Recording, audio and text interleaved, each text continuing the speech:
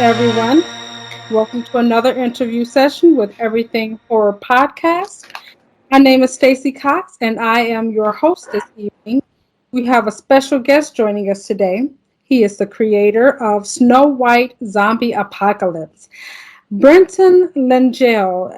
Did I pronounce that right? No, but everybody gets it wrong the first time. It's Brenton Lengel.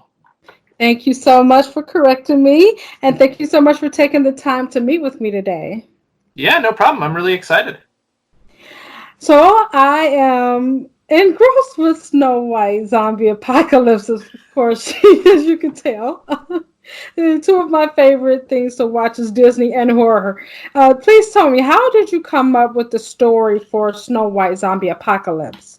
Well, this was actually the very first play I ever had produced. Back in like 2009, I moved to New York City with the intent of becoming a playwright, and I succeeded in that. But at the time, I'd only been in theater school and college. I'd written a couple of plays, but I'd never had anything produced. And I entered a competition. It was called by a company that's not around anymore, but they were called the New York Theater Experiment. And they had advertised for a 24-hour play competition. So this is where they will send out a writing prompt, and then a number of playwrights will get it. And we each write a play based upon that prompt, and then certain plays are chosen. And within 24 hours of us beginning, like within 24 hours of the prompt being sent off, the play has to be written, selected, cast, and performed. So we wound up doing that. I wrote Snow White Zombie Apocalypse. The theme was fairytale smackdown. So there were a couple of fairytale things that I was supposed to use. My wife is a big fairytale fan, so that really jived with us. And then I had been wanting to write a play involving zombies for a really long time, so I put them all together. In fact, I actually I almost wanted to write. I almost wrote Zombie Shakespeare, but there was this prompt, and also I was a little worried about writing in iambic pentameter. Wow, that sounds interesting, and not a very long window to write, but hey, you ended up coming up with this masterpiece. I mean, I enjoyed it. I honestly, this is my first time hearing about Snow White Zombie Apocalypse. So when I saw your campaign, and I backed it, and then that's when I found out you had the first one. I was like, well, I want the package that suits me both of them because So yeah, Absolutely. I did back the campaign, and I am so excited for it. Terrific. Yeah, that's really exciting. Yeah, we still have another 13 days to go, 12 after today. I don't know exactly when this will air, but hopefully it'll still be running. And we've surpassed our goal. We're up to nearly $8,000, and there will be an additional chapter written if we can hit 8,700. I'll be writing about the Reign of the Blood-Covered King, which is a prequel. Snow White Zombie Apocalypse, it's sort of been my calling card as a writer. That play led to an amazing production. I mean, I even remember people came up to me after the first initial performance. I'm talking like that's actors on stage with cardboard props and stuff. And people came up to me and were like, oh my God, where did you get the idea for this play? It reads like something that somebody who went to Yale wrote. And I said, oh, well, tell Yale about that because they rejected me. Wow. Yeah. But it went from there to the Estrogenius Festival, which is a really incredible festival that's put on every year. It's a celebration of female voices, and the people who Jennifer Thatcher, who's one of the producers for that, and several other people, Vincent Morano, they encountered the play, and I guess they thought it spoke to a woman's experience, or maybe they just thought it was really fun, and so they invited me to be part of that festival.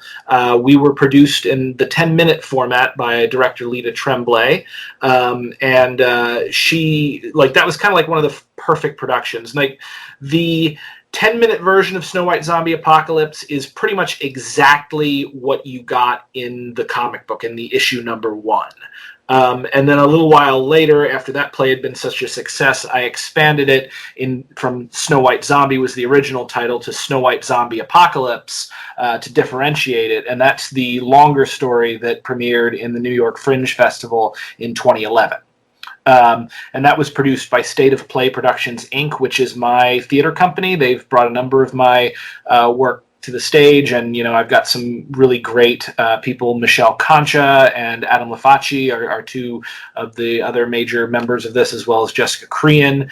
Adam, actually, if you look at Prince Charming, he is the originator of the role of Prince Charming, and also Prince Charming in the comic book looks exactly like he does, or almost exactly like he does. It's patterned after him. That's awesome. And now that you mentioned Prince Charming, you have the appearance of another Disney princess in the story, or at least in the first Snow White Zombie Apocalypse, Rapunzel. So is this a thing where you're kind of like, you're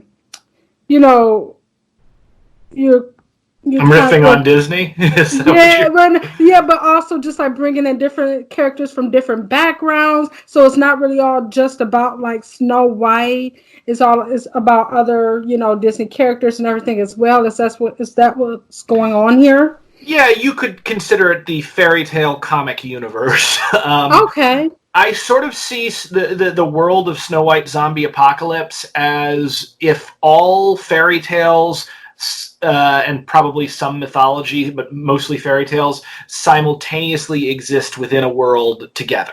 So characters from different fairy tales can meet and interact, though they may be coming from various different backgrounds and different kingdoms. Like each story might take place in a different part of the world.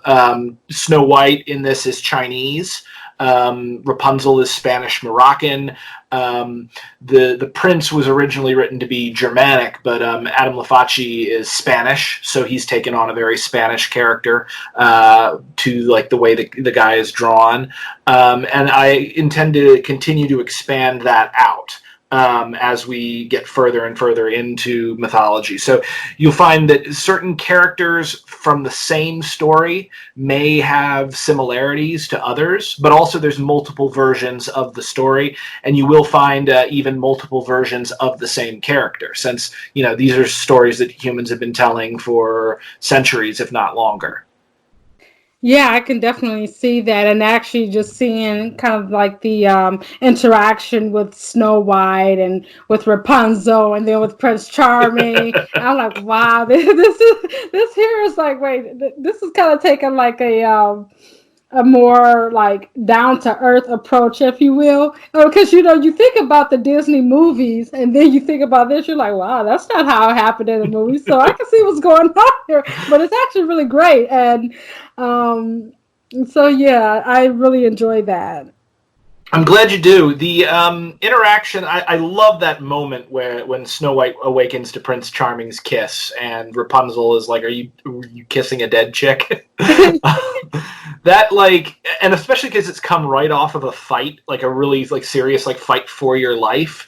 I work very hard to make sure that the horror and the comedy play off each other, and I try not to lose either, because zombies are inherently ridiculous and fairy tales are weird. And there's a lot of potential for humor in them, but it's also very important that the characters remain grounded and that this stuff is all real to them and that they take it very, very seriously.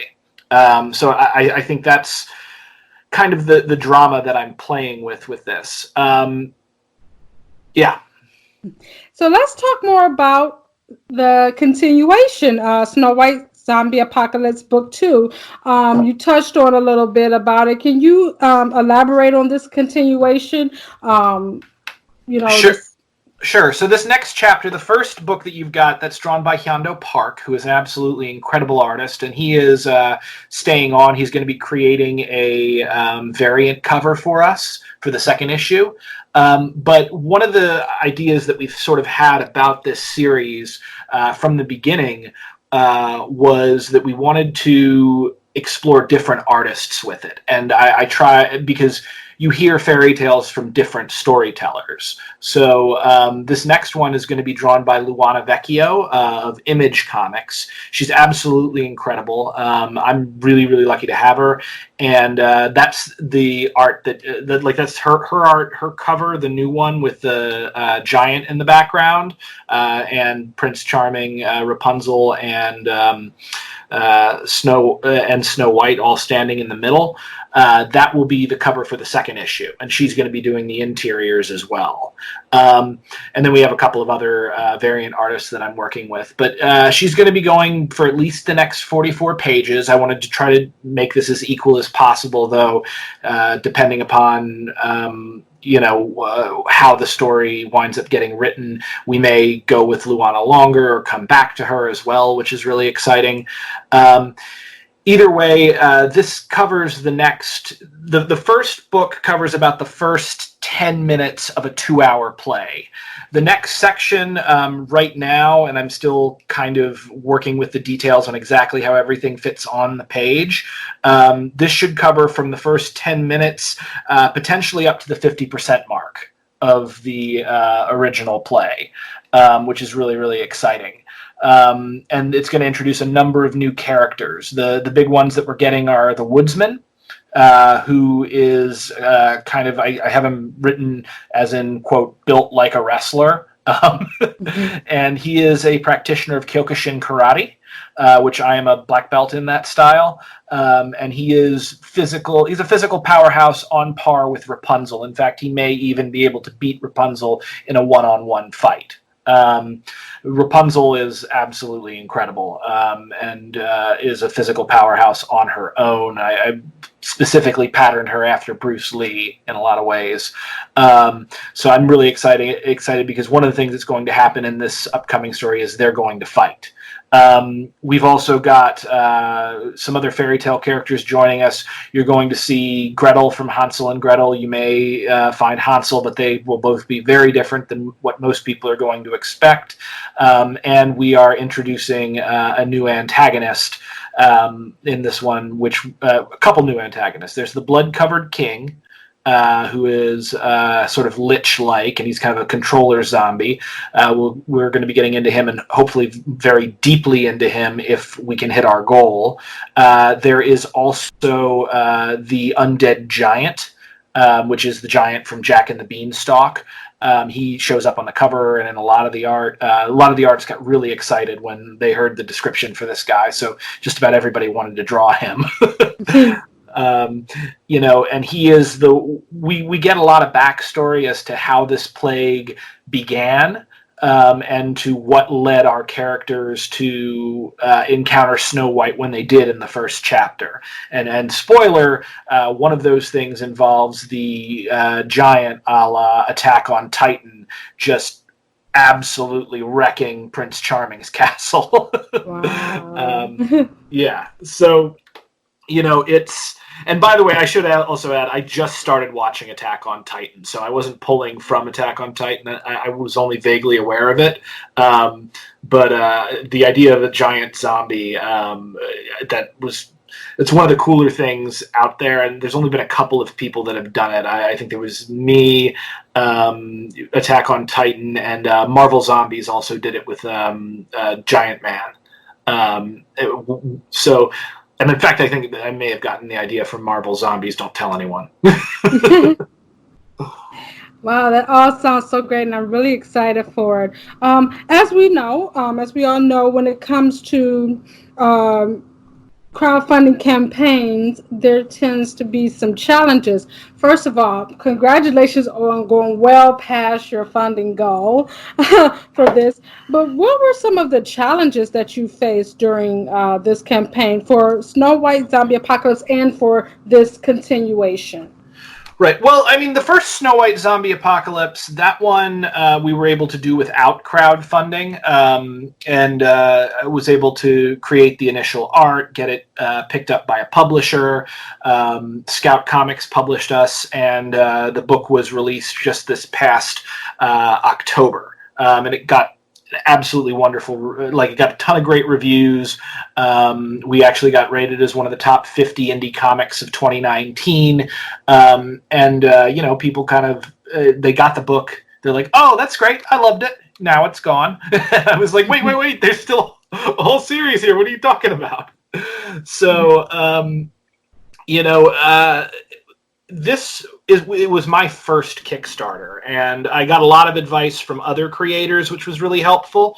And I have worked as a fundraiser in the past, so I think that kind of helped me come along and figure out, exactly how I was going to do it. And luckily, also, I am perennially online, so I had a large backing of people who were kind of ready to keep an eye on what I was doing before I went in. But yeah, it was terrifying. Launching my first Kickstarter ever. There was a lot of planning that had to be done, and also, like, I had to make sure that there was a lot of art that was created ahead of time so that I had something to offer people once we hit it. I also, had to get a friend to edit my video because I don't know anything about video editing. But all in all, these things really came together, and we got funded within 10 days. It was really incredible. Yeah, that's very awesome. If you could do anything differently during the campaign process, what would you change? Um, there's a couple of things. One of the big things that I think I would change about it is I would cut down on the overall number of pledges, and I would really make my page a lot simpler. I kind of am somebody that believes more is more, and I get very excited about things. And I want to add this premium and that premium and all this stuff, and then I realize people just don't read it. So I think if I could launch it again, it might be a little more slim and easier to follow completely. But a lot of things about the way it launched was just perfect, though. Like, I mean, I remember I was really worried about Kickstarter because they had a big fight with the potential union going on, and I'm like, oh man, I'm going to feel so guilty launching on Kickstarter when there's no union. And then, like, the day that I launched was the day Kickstarter unionized, like within an hour of the launch. And that was really exciting for me, and felt like, again, lightning striking, just the right amount of serendipity. So yeah, I don't think I'd really changed that much from the way I launched. There are maybe some things that I might have changed in how I marketed everything, but all in all, I think the biggest change is I might not have bothered so many of my friends for so long to get them to give. Yeah. I think I annoyed a couple of them, but it is what it is. As an artist, one of the big things is that we have to be champions of our own work, and you got to put in the time and the hours to make sure that people pay attention. Oh, yeah, I definitely experienced that. So what element of your work gives you the most personal satisfaction? Oh, geez, that's a great question.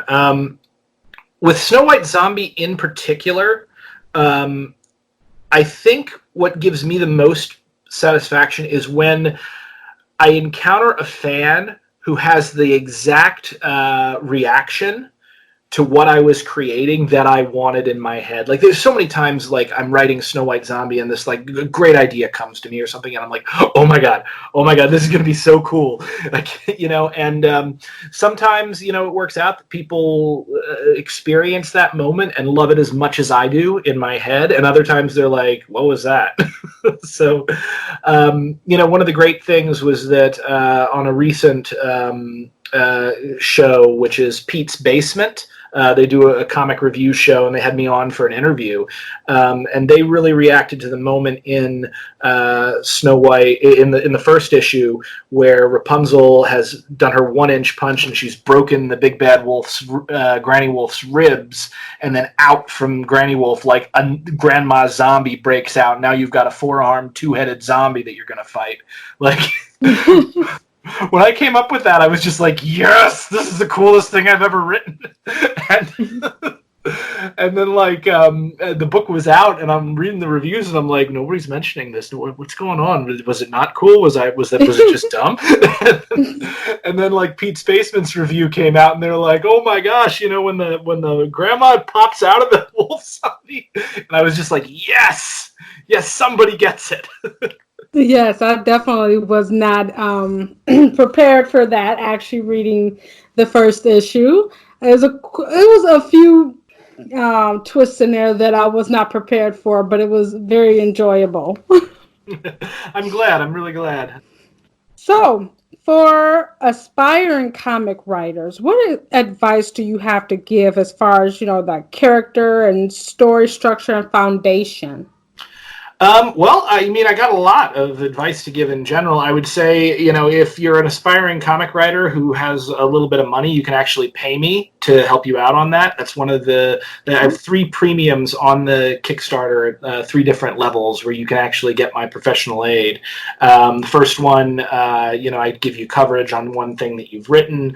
The second one, you take a master class with me for, once a week for 6 months. And then the main one, like you basically get me in your corner and I take you through the process of creating and selling a comic. So, I mean, I've got a ton of advice to give, but that's a Wow, premium. that's good to know. Yeah, and it's very useful. This is stuff I learned 10 years in New York. I'm not just a comic writer. I'm a playwright, is how I started. I'm also, working on a novel with a band called the Crew Shadows that should be out in the next couple of years. I'm a trained screenwriter. I trained through Jacob Kruger Studios, and I learned, to write action underneath a guy who used to write for Xena and Hercules, and I learned drama underneath a guy who would write. He was a former HBO exec, and then another guy I learned comedy from. He used to write for Arrested Development and Married with Children. So any kind of writer, honestly, basic stuff like writing the drama and figuring out the characters, that's definitely some advice that something I know a bit about. But then even with comics themselves, if you're an aspiring comic creator, you don't just want to think in terms of all stories. Drama in one medium is going to be drama in another, but in the comics medium, what you really need to think about, I would say, is you really need to think visually and to think from panel to panel, because you want to be able to play with the passage of time, because that's what comics are. When you move from panel to panel, it's you're controlling how quickly someone views time. But also, what you want to look at is you want to remember that you're not just working visually, you're also working with words. People like to read comics. And one of the things that surprised me was when I first came in on Snow White Zombie on the initial one, there was almost no dialogue for the first half of the comic. And I was like, oh, people are going to love this because I'm just focusing so heavily on visual storytelling, and comics are a visual medium. And, the biggest note I got from my other artist friends are like, where's the words? And I'm like, what are you talking about? Yeah. And they're like, well, you just fight for almost 20 pages here. And there's nothing to read. And what I found out that they were doing was, because there were no words to read, even though the art was incredible, but they were just breezing through it. They weren't spending a lot of time on one panel or another. They were just like, oh yeah, I see this, I see this, I see this. So then I went in and I added narration. And adding the narration to the script forces the reader to slow down and start to consider each panel by panel. And I found that people had a much better experience reading the story once that was in there. So, I guess that's my advice. If you're doing comics, you need to be not just thinking visually, and you need to not just be thinking in overall page composition and temporally from panel to panel, but you also really need to make sure that you as a writer do not neglect the words.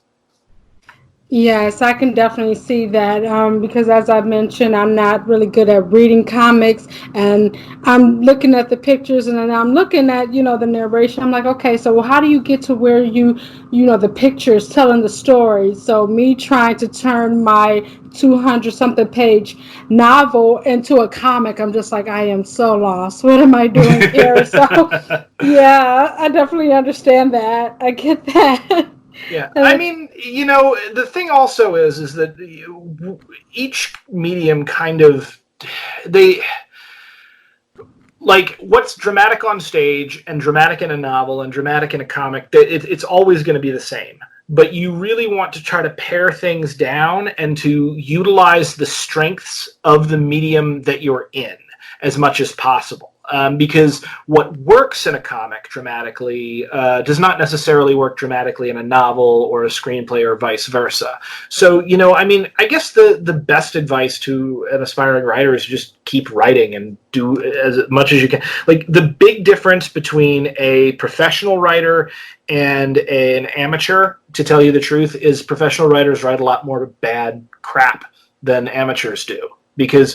But the 10% of the good stuff that we write, we keep banging it out and keep working and working and working, that's what makes it out there. So I find, like, every time I write something new, I get better. And I can look back at some of my old work and think, oh, I made a mistake here or I made a mistake there. But, at the end of the day, sometimes you have to make those mistakes to get to the next step. Thank you. That is very inspiring, very encouraging, and I'm actually excited. So before we wrap up, please share any other future projects you're working on and how people can find more information about Snow White Zombie Apocalypse, as well as share your contact information and social media platforms. Yeah, absolutely. So my name is Brenton Lengel. You can just Google my name if you want to find me, Brenton Lengel. I'm literally the only one in the world. My website is www.brentonlengel.com. You can find me on Facebook and Twitter. The Twitter for Snow White Zombie is at Snow White Bones. And there's a Facebook page for Snow White Zombie Apocalypse. The Kickstarter, just Google Snow White Zombie Apocalypse Kickstarter. And like I said, we've only got we got a handful of more days, and I really want to hit these stretch goals, so please check those out.